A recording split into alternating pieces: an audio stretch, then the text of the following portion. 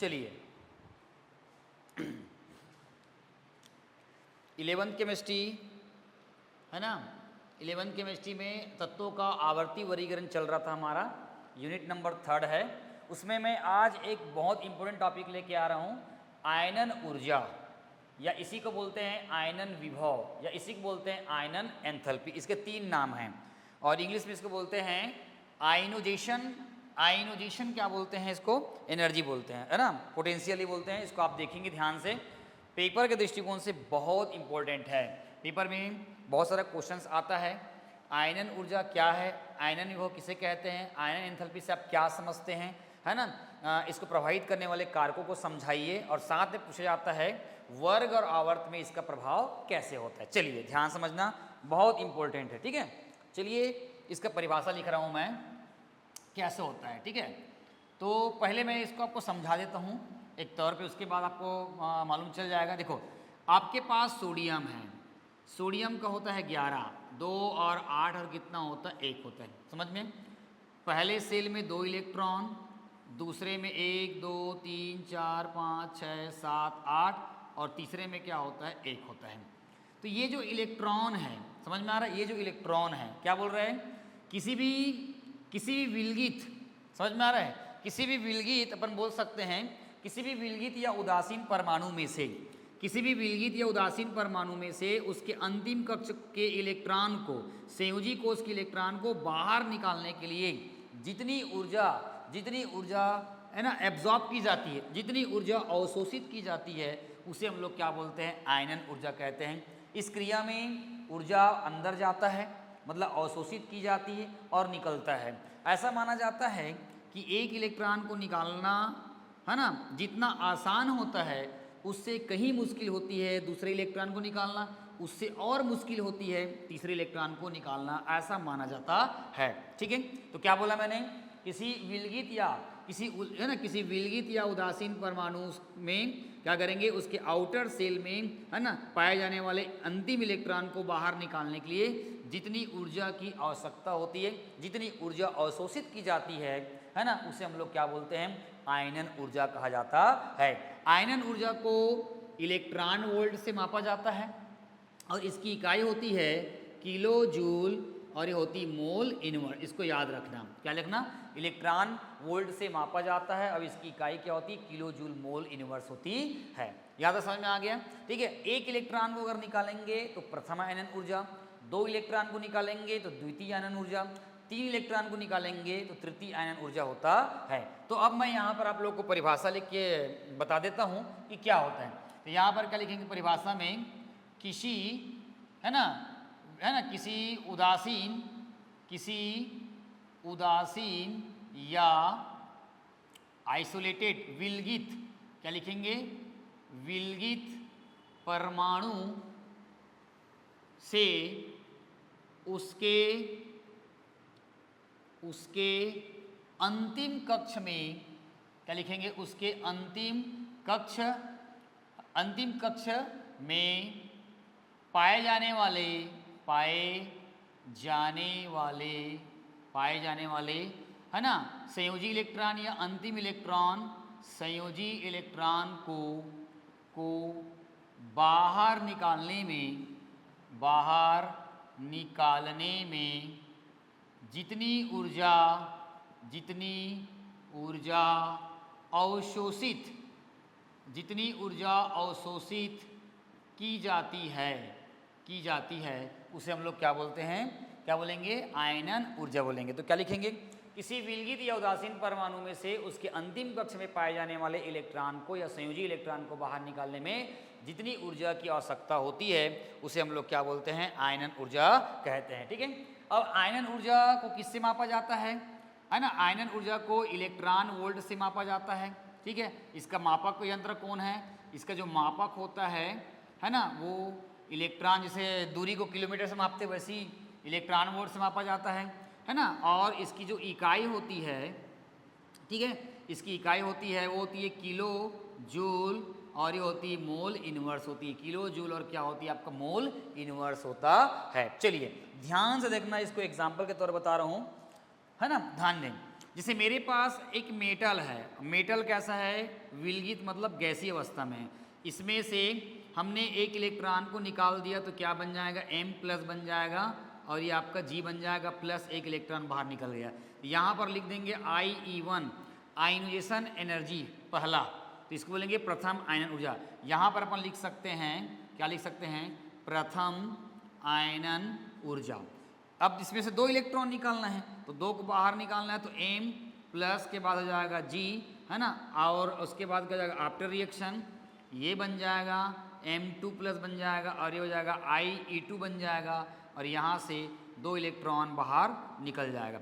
3 electron निकालना है तो इसको इधर ले आओ तो M2+ गैसीय अवस्था और ये हो जाएगा IE3 हो जाएगा और ये हो जाएगा M3+ हो जाएगा, G+ क्या हो जाएगा आपका 3 इलेक्ट्रॉन्स। ठीक है, समझ में आया, ये प्रथम आयनन ऊर्जा, ये द्वितीय आयनन ऊर्जा और ये आपका क्या हो जाएगा, आपका तृतीय आयनन ऊर्जा हो जाएगा। ठीक है, पर ध्यान रखना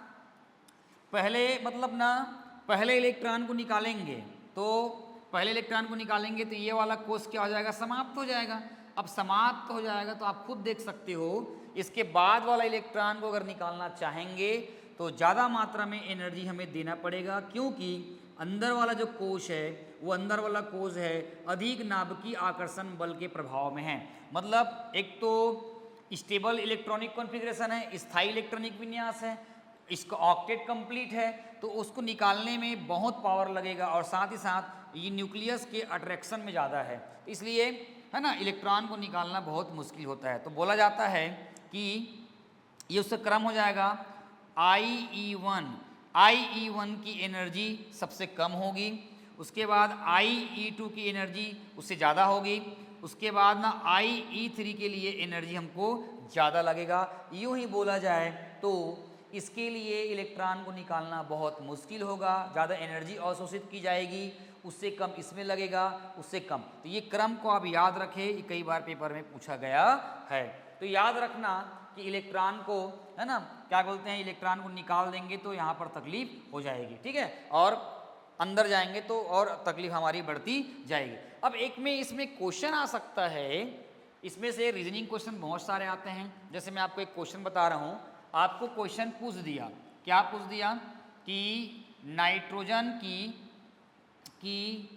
आयनन ऊर्जा जो है ऑक्सीजन से अधिक होती है, क्यों अधिक होती है, क्यों। ठीक है, चलो पहले इसको स्क्रीनशॉट ले लो, है ना। इसके जगह में आप रख सकते हो, इसके जगह में अगर रखना चाहोगे तो एल्यूमिनियम रख सकते हो, आप इसको अगर देखना चाहोगे तो, है ना। देखो एम के जगह में क्या रख दोगे, aluminium gas, after reaction IE1 ये क्या हो जाएगा, एल्यूमिनियम प्लस इलेक्ट्रॉन हो जाएगा, इसको यहाँ ले आओ Al+ तो ये जाएगा IE2 हो जाएगा तो Al2+ हो जाएगा +2 इलेक्ट्रॉन हो जाएगा, Al2+ से ये हो जाएगा IE2 हो जाएगा तो ये हो जाएगा Al3+ +3 इलेक्ट्रॉन। ऐसा आप इसको रख सकते हो। अब मैंने पूछा आपको प्रश्न कि नाइट्रोजन की जो आयनन ऊर्जा है वो ऑक्सीजन से अधिक क्यों होती है। कारण देख लो, सिंपल सा कारण है। कारण ये है, नाइट्रोजन का होता है 7, 1s2 2s2 और 2p3, ऑक्सीजन का होता है 8, 1s2 2s2 और 2p कितना हो जाएगा 4। इसका p को देखो, ये देखो ये p ऐसा है, इसका भी p को देखो, ये p ऐसा है, दिखाई दे रहा है। इसमें 3 है, 1 2 और आपका 3, और इसमें 1 2 3 और 4। अब देख सकते हो, पढ़ा चुका हूँ मैं। ये जो नाइट्रोजन का जो p कक्षक है ये अर्धपूरित है, क्या है, अर्धपूरित p कक्षक है, और ये जो है आंशिक रूप से भरे हुए पूर्णपूरित कक्षक है। हम पढ़े हैं कि आंशिक रूप से भरे हुए कक्षक की तुलना में अर्धपूरित हो या पूर्णपूरित कक्षक ज़्यादा स्थायी होता है। तो आप उत्तर क्या लिखोगे, नाइट्रोजन की आयनन ऊर्जा ऑक्सीजन से क्या होती है, अधिक होती है। इसका प्रमुख कारण यह है कि दोनों के इलेक्ट्रॉनिक विन्यास देखने से ज्ञात होता है कि नाइट्रोजन के p कक्षक में 3 अयुग्मित इलेक्ट्रॉन हैं, जबकि ऑक्सीजन के p कक्षक में 2 अयुग्मित इलेक्ट्रॉन हैं। इस आधार पर नाइट्रोजन का पी कक्षक जो है वो ऑक्सीजन के पी कक्षक से ज़्यादा स्टेबल है, क्योंकि अर्धपूरित पी कक्षक, अर्धपूरित और पूर्णपूरित कक्षक जो होता है वो आंशिक रूप से भरे हुए है ना पूर्णपूरित कक्षक से ज़्यादा स्थायी होता है। इस वजह से नाइट्रोजन की जो है ना आयनन ऊर्जा जो रहेगा या ऊर्जा जो रहेगा वो ऑक्सीजन की तुलना में क्या है, अधिक है। इसी प्रकार ऐसा ही पूछा जा सकता है कि क्या कारण है कि किसी तत्व के पहले इलेक्ट्रॉन को निकालने की तुलना में है ना दूसरे इलेक्ट्रॉन को निकालना बहुत कठिन होता है। इसका प्रमुख कारण ये है कि पहले इलेक्ट्रॉन को निकाल देंगे तो ऊर्जा कम लगती है, दूसरे इलेक्ट्रॉन को निकालेंगे तो दूसरा जो इलेक्ट्रॉन जो रहेगा वो उच्च नाभिकीय आकर्षण बल से कनेक्टेड रहता है। अगर ये सोडियम के केस में करेंगे तो एक इलेक्ट्रॉन निकलने के बाद बाहरी को समाप्त हो जाएगा।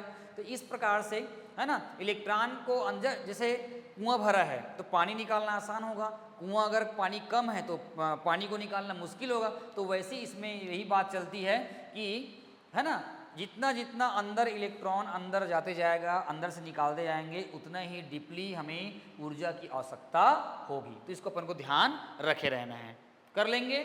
चलिए, ये तो था आयनन ऊर्जा के बारे में।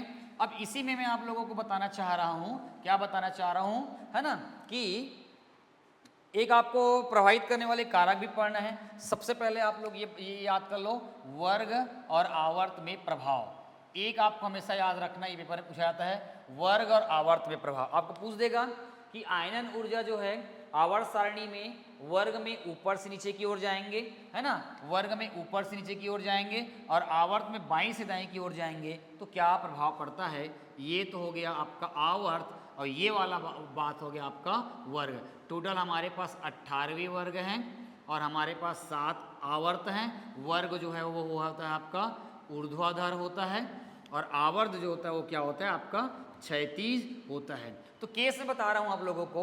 वर्ग के बारे में अगर बात करूँ तो देखो, hydrogen, lithium, sodium, potassium, rubidium, caesium और आपके पास फ्रांसियम, है ना। परमाणु क्रमांक 1, 3, 11, 19, 37, 55 और आपका 87 होता है। अगर मैं कोषों की संख्या की बात करूं तो इसमें 1 कोष, इसमें 2 कोष, इसमें 3 कोष, इसमें 4 कोष, इसमें 5, इसमें 6, अब इसमें 7। अच्छा, 3 कैसा है आपको पता है ना, 2, 8 और 1। तो ये देखो, ये 1, अब ये 2 और ये 3। समझ में आ रहा है। तो देखो वर्ग के केस में क्या होता है, ध्यान समझना, मैंने बता रहा हूँ आप लोग को।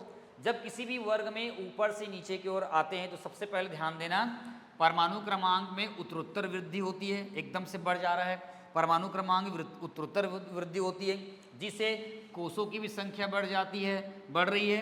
कोषों की संख्या भी बढ़ती है। क्या क्या बढ़ती बताया मैं आपको। एक तो मैंने बताया आपको एटॉमिक नंबर, है ना, एटॉमिक जो नंबर है वो क्या हो जाता है, इंक्रीज हो जाती है, एटॉमिक नंबर बढ़ जाता है। एटॉमिक नंबर के बाद जो है नंबर ऑफ सेल, कोषों की संख्या, है ना, या बोल सकते हैं नंबर ऑफ सेल, कोषों की संख्या जो भी हो क्या हो जाती है, इंक्रीज हो जाती है। उसके बाद कोषों की संख्या बढ़ती है ना, कोषों की संख्या बढ़ रही है, परमाणु क्रमांक बढ़ रहा है और इसके साथ साथ जो है क्या होती है, नंबर ऑफ सेल भी बढ़ गया, कोषों की संख्या भी बढ़ गई, है ना, नंबर ऑफ सेल भी बढ़ गया, कोषों की संख्या। अब हो रहा है कि एटॉमिक रेडियस, ठीक है, एटॉमिक कर क्या हो जाएगा आपका रेडियस, रेडियस ही बढ़ जाता है। परमाणु त्रिज्या मतलब न्यूक्लियस, न्यूक्लियस और अंतिम कक्ष में पाए जाने वाले इलेक्ट्रॉन की दूरी भी क्या करती है, बढ़ जाती है। जब नाभिक और अंतिम, जब परमाणु त्रिज्या बढ़ चुकी है तो नाभिक से अंतिम कक्ष में पाए जाने वाले इलेक्ट्रॉन की दूरी भी क्या हो गई है, बढ़ गई है। तो दूरी बढ़ गई है तो दूरी बढ़ने के साथ साथ जो है उसका जो आकर्षण जो बल है, आकर्षण क्या हो जाएगा, घट जाएगा। न्यूक्लियस में प्लस चार्ज, इलेक्ट्रॉन में माइनस चार्ज, दूरी बढ़ेगी तो आकर्षण घटेगा, लेकिन ऊर्जा क्या हो जाएगी, ऊर्जा क्या हो जाएगी, बढ़ जाएगी। तो ऐसा आपको ऐसा याद रखना है कि जब वर्ग में ऊपर से नीचे के आएंगे परमाणु क्रमांक बढ़ेगा, है ना, कोषों की संख्या बढ़ेगी, नाभिक से अंतिम कक्ष में पाए जाने वाले इलेक्ट्रॉन की दूरी बढ़ेगी, दूरी बढ़ जाने से त्रिज्या बढ़ जाएगी, त्रिज्या बढ़ जाने से न्यूक्लियस और अंतिम कक्ष में पाए जाने वाले इलेक्ट्रॉन की दूरी बढ़ जाएगी और आकर्षण घट जाएगा, ऊर्जा बढ़ जाएगी। तो मैं आयनन ऊर्जा को अगर मैं फिट करूंगा तो वर्ग में आयनन ऊर्जा ऊपर से नीचे की ओर जाएंगे तो क्या हो जाएगा, घट जाएगा, क्योंकि इसका आकार छोटा है, इसका आकार बड़ा है, तो छोटा आकार वाले का इलेक्ट्रॉन को बाहर निकालना बहुत ही क्या होगा, मुश्किल होगा, और फ्रांसियम के या सीजियम के इलेक्ट्रॉन को बाहर निकालना क्या होगा, आसान होगा। तो वर्ग के बारे में आप लोग जान गए। अब मैं आपको आवर्त के बारे में बता देता हूँ कि आवर्त में क्या होता है। ठीक है, चलिए, ये वर्ग के बारे में बात था। एक पूरा कॉन्सेप्ट है ना, जो कॉन्सेप्ट को समझेगा वही पाएगा। कॉन्सेप्ट पर ध्यान देना, थ्योरी पर ध्यान मत देना। ठीक है, चलिए, अब मैं आवर्त के बारे में बात करूं तो सोडियम होता है, फिर उसके बाद होता है मैग्नीशियम होता है ना, ये होता है 11, ये होता है 12, एल्यूमिनियम का होता है 13, उसके बाद सिलिकॉन का होता है 14, फास्फोरस का होता है 15, और सल्फर का होता है 16, और क्लोरीन का होता है आपका 17, और आर्गन का होता है आपका 18। अब यहाँ पर देखो तो ये 11, 12 हो रहा है, तो यहाँ पर क्या होगा, 2, 8, 2 होगा, और ये क्या होगा आपका 2, 8 क्या होगा, सॉरी 2, 8 1 होगा, और ये आपका 2, 8 2, और ये क्या होगा 2, 8 क्या होगा आपका 3। अब ऐसे बढ़ेगा, तो यहाँ पर देखो ध्यान समझना, ये 1, ये 2 और आपका 3, पहले में 2, 1 2 3 4 5 6 7 8, और उसके बाद लास्ट में 1, है ना। तो अब ध्यान समझना आवर्त में क्या होता है। जब भी हम लोग आवर्त के बारे में बात करेंगे, और इसी में एक संबंध होता है प्रभावी, है ना, प्रभावी नाभिकीय आवेश। प्रभावी नाभिकीय क्या होता है, इसमें आवेश होता है। इफेक्टिव न्यूक्लियर चार्ज बोलते हैं इसको, इफेक्टिव न्यूक्लियर चार्ज। तो याद रखना, कभी भी हम क्या करेंगे आवर्त में, हम लोग आवर्त में क्या करेंगे, बाईं से क्या करेंगे, बाईं से क्या करेंगे, दाईं। जब भी आवर्त में हम लोग बाईं से दाईं की ओर जाएंगे, बाईं से क्या करेंगे हम लोग, दाईं की ओर जाएंगे, तो याद रखना, हमेशा याद रखना, परमाणु क्रमांक में क्रमशः वृद्धि होता है। एटॉमिक जो नंबर होगा, एटॉमिक जो क्या होगा, नंबर होगा, उसमें वृद्धि होता है क्रमशः। उसमें 1 के बाद एकदम 3 हो गया था, और 3 के बाद 11 हो गया था, इसमें 1 के बाद 2, 11 12 13 एक से बढ़ेगा। लेकिन जो नंबर ऑफ सेल रहेंगे, कोषों की जो संख्या होगी, है ना, कोषों की क्या बोल रहा हूँ मैं, संख्या जो रहेगी वो रहेगा आपका स्थिर रहेगा। देखो 1 2 3, तो ये 2, ये 1, और ये 2 और 3, तो कोष की संख्या रहेगा।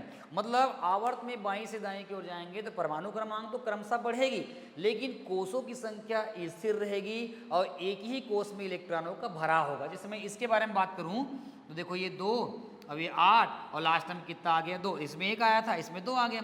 अब इसी बात करूंगा 3, तो क्या होगा मालूम है, एक ही कोष में, इंपॉर्टेंट लाइन बोल रहा हूं, एक ही कोष में इलेक्ट्रॉनों का भराव होता है। जितने इलेक्ट्रॉन आएंगे उतने ही प्रोटॉन न्यूक्लियस के, है ना, न्यूक्लियस भी बढ़ता जाएगा, क्योंकि हमको पता है कि टोटल नंबर ऑफ प्रोटॉन्स और total number of electrons are same, वही होता है परमाणु क्रमांक जो पढ़े हैं अपन लोग। तो इलेक्ट्रॉन की संख्या और प्रोटॉनों की संख्या बराबर होती है। जितने इलेक्ट्रॉन एटम्स में आएंगे उतने प्रोटॉन न्यूक्लियस में जाएगा। तो जैसे जैसे एक ही सेल में इलेक्ट्रॉनों का भराव होते जाएगा, तो इलेक्ट्रॉन और प्रोटॉन प्लस चार्ज, तो क्या होगा, अट्रैक्शन में आएंगे, और इलेक्ट्रॉन नाभिक की ओर जो है झुकता जाएगा, खिंचाव महसूस करेगा, कंज्यूम होगा। इस वजह से आकार जो है, यहाँ क्लोरीन तक इसका आकार जो है ये 2 8 और ऐसा हो जाएगा। तो इसका आकार बड़ा है, अब इसका आकार बड़ा है, इसका आकार क्या है, छोटा है। तो बोल सकते हैं कि आवर्त में बाईं से दाईं की ओर जाएंगे तो परमाणु का आकार, देखो परमाणु क्रमांक बढ़ रहा है, कोषों की संख्या स्थिर है, परमाणु का आकार घट रही है, क्योंकि नाभिक और अंतिम कक्ष में पाए जाने वाले इलेक्ट्रॉन की दूरी घट रही है, तो त्रिज्या भी घट रही है। लेकिन ध्यान रखना, उसमें त्रिज्या बढ़ रही थी, इसमें त्रिज्या घट रही है, उसमें आकर्षण घट रहा था, इसमें आकर्षण बढ़ रहा है, उसमें ऊर्जा बढ़ गई थी, इसमें ऊर्जा घट गई। तो आवर्त में बाईं से दाईं की ओर जाएंगे तो याद रखना परमाणु का आकार क्या हो जाता है, छोटा हो जाता है ना। अब हम बोल सकते हैं कि तीसरे आवर्त में सोडियम परमाणु का आकार जो है वो क्लोरीन परमाणु के आकार की तुलना में बड़ा होता है। अब आयनन ऊर्जा को फिट कर दूं, आयनन ऊर्जा को से फिट कर दूं, तो फिट करने से ये मिल रहा है कि आवर्त में बाईं से दाईं की ओर जा रहे हैं तो आयनन ऊर्जा का मान बढ़ जाता है, क्योंकि एक ही कोष में इलेक्ट्रॉन भरते जाएंगे तो इलेक्ट्रॉन नाभिक के संपर्क में आते जाएगा, आकर्षण बढ़ेगी और इलेक्ट्रॉन को निकालना बहुत ही मुश्किल हो जाएगा, नामुमकिन हो जाएगा, कठिन हो जाएगा। तो वर्ग में आयनन ऊर्जा का मान घटता है, इलेक्ट्रॉन इजीली निकल जाएगा, प्रबल अपचायक होता है। और आवर्त में इलेक्ट्रॉन जो है इजीली नहीं निकल पाएगा, इसलिए इसका आयनन ऊर्जा का मान उच्च होता है, प्रबल आक्सीकारक होता है। चलिए इसके बाद मैं आपको बताता हूँ, इसके बाद मैं इसी में बता देता हूँ, पूरा कंप्लीट कर रहा हूँ मैं आयनन ऊर्जा को प्रभावित करने वाले कारक। इसका परिभाषा हो गया, फिर वर्ग और आवर्त में इसका प्रभाव हो गया। उसके बाद मैं आपको सीधा बता रहा हूँ, क्या बता रहा हूँ, है ना, प्रभावित करने वाले कारक बता रहा हूँ। चलिए आयनन ऊर्जा को प्रभावित करने वाले कारक, प्रभावित करने वाले कारक, बस इसको बस हेडिंग बताऊंगा, ध्यान से देखना। तो हेडिंग में पहला है परमाणु आकार या त्रिज्या। तो पहला क्या होगा, परमाणु आकार या क्या हो जाएगा आपका त्रिज्या हो जाएगा, परमाणु आकार या त्रिज्या। दूसरा हो जाएगा, क्या हो जाएगा, प्रभावी नाभिकी आवेश, प्रभावी क्या हो जाएगा, नाभिकी, और ये हो जाएगा आपका आवेश हो जाएगा, बहुत इंपॉर्टेंट है। तीसरा है परिरक्षण प्रभाव है, ये भी आपको बहुत इंपॉर्टेंट है, परिरक्षण क्या हो जाएगा आपका प्रभाव हो जाएगा। चौथा नंबर में मैं लिख देता हूँ पूर्ण व अर्ण, है ना, क्या लिखेंगे, पूर्ण व अर्धपूर्ण, अर्धपूर्ण कक्षकों का स्थायित्व, क्या बोलेंगे इसको, स्थायित्व।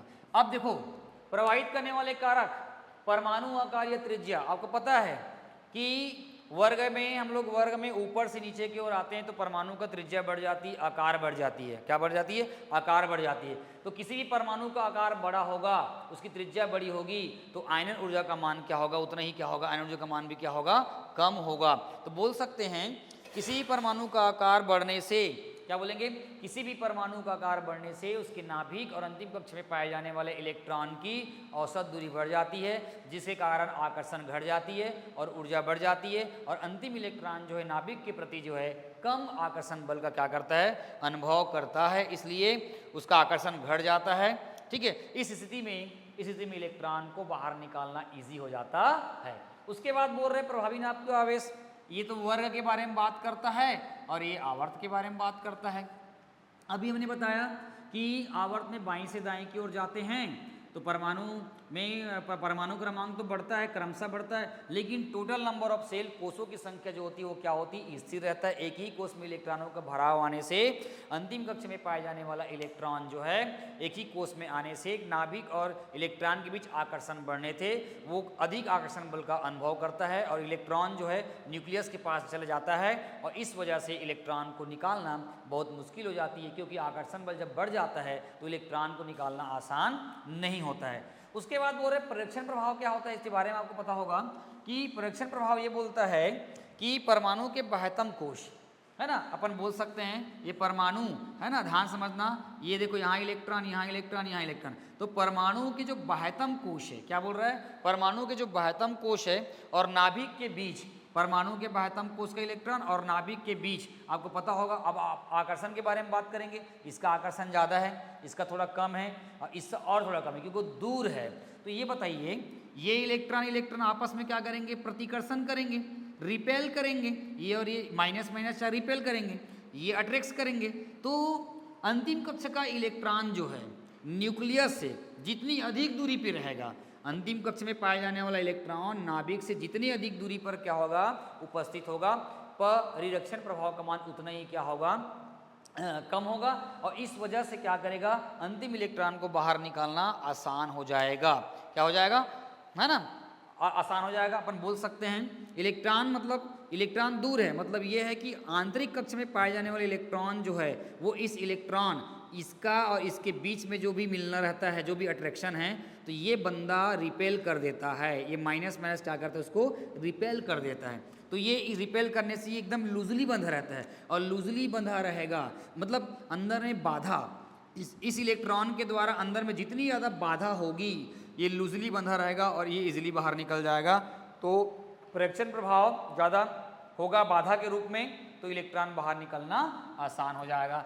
उसके बाद ऐसा माना जाता है जो कक्षक पूर्ण होता है या अर्धपूर्ण होता है, उन कक्षकों के इलेक्ट्रॉन को बाहर निकालना बहुत मुश्किल होता है, क्योंकि हम लोग पढ़ चुके हैं कि जिन कक्षकों में अर्धपूर्ण या पूर्ण पूरित पीक है ना, पूर्ण पूरित कक्षक उपस्थित होते हैं, उनकी ऊर्जा जो होती है ज़्यादा होती है, उनमें से पाए जाने वाले इलेक्ट्रॉन को बाहर निकालने में अधिक ऊर्जा की आवश्यकता होती है, जो कि व्यवहार में संभव नहीं होता है। तो बोल सकते हैं पूर्ण भरे और पूर्ण भरे कक्षकों के इलेक्ट्रॉनों को बाहर निकालने के लिए अधिक ऊर्जा की आवश्यकता होती है, इसलिए आयन ऊर्जा का मान क्या होता है, उच्च होता है। तो कंप्लीट पूरा वीडियो मैंने बता दिया है आयन ऊर्जा को किसे कहते हैं, वर्ग और आवर्त में प्रभाव और प्रभावित करने वाले कारक। एक बार समझ लो, रीजन कर लो और देख लो। अच्छा लगा तो वीडियो को लाइक करें, कमेंट्स करें और अन्य विद्यार्थियों को साझा करें, है ना, शेयर करें। बस यही आप लोगों से मैं उम्मीद करता हूँ, है ना। तो बने रहिए बिल्कुल जीरो से super hero chemistry with Ravi sir. Thank you.